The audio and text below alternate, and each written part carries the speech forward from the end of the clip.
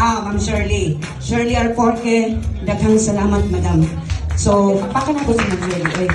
No, sa mga nag-idolize sila because of that characteristic na nakita nila.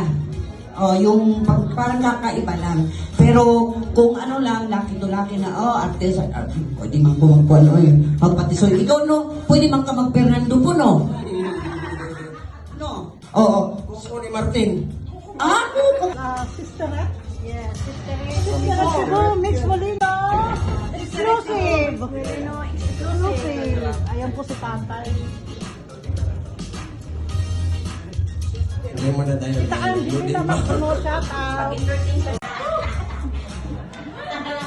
Nadugo ako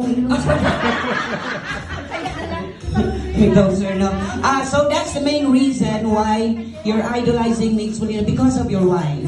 Okay. So, ang kaning mga laki, no, dili man gyud sila mag-idolize o Thank you. naka-download naman ko nito. Okay, so mga higala, while we are waiting, nga usap mo ha, what ay tubig ha? Wala no? Wala lang. Wait, no?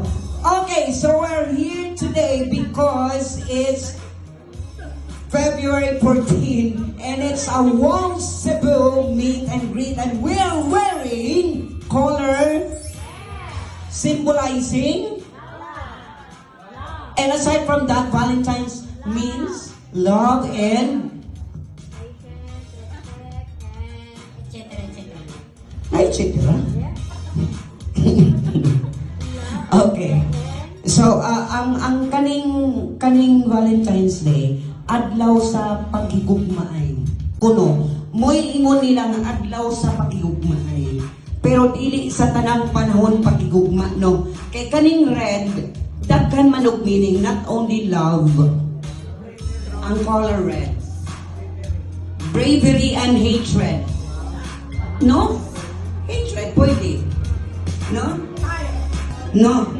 Naatakaron dire kay tungod sa atong nag-iisang founder na si Bunso. Nagigugmaay ta.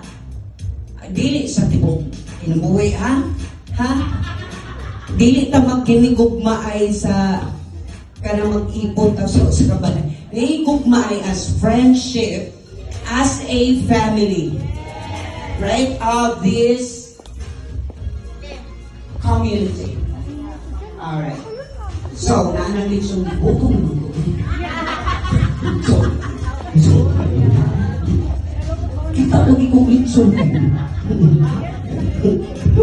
Kita kong litson. Bitaw, asa naman po si Sir Residential?